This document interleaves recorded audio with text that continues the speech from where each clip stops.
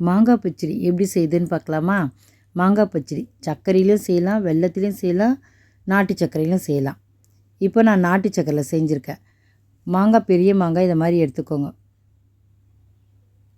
அதுக்கு சர்க்கரை, நாட்டு சர்க்கரை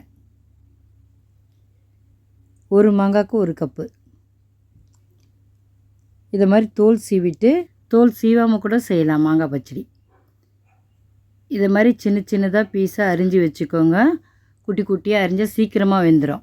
ஒரு கடாய் வச்சுட்டு எண்ணெய் ஊற்றிட்டு அதில் கொஞ்சம் கடுகு போட்டு மாங்காய் கட் பண்ணி வச்சுருப்பாரு அதெல்லாம் அதில் சேர்த்துருங்க. சேர்த்துட்டு மஞ்சாத்தூள் கொஞ்சம், மிளகாய்த்தூள் கொஞ்சம், கொஞ்சோண்டு தண்ணி அந்த மாங்காய் வேகிறதுக்கு நல்லா எல்லாத்தையும் கலரிடுங்க. கலரிட்டு மிளகாய்த்தூள் கொஞ்சமாக போடுங்க. இதுக்கப்புறம் தட்டு போட்டு மூடிட்டு அந்த மாங்காய் வேகணும். சரிங்க, வெந்துருச்சா?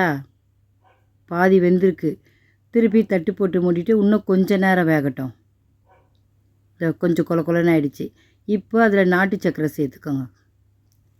சேர்த்துட்டு நல்லா கலரிடுங்க. கலரிட்டு சிம்மில் வச்சுருங்க, இல்லைன்னா அடி பிடிச்சிரும். அவ்வளோதான், மாங்காய் பச்சடி ரெடி ஆகிடுச்சு. சாப்பிட்டு பார்த்துட்டு எப்படி இருக்குன்னு சொல்லுங்க. நீங்களும் செஞ்சு பாருங்க, ரொம்ப நல்லாயிருக்கும்.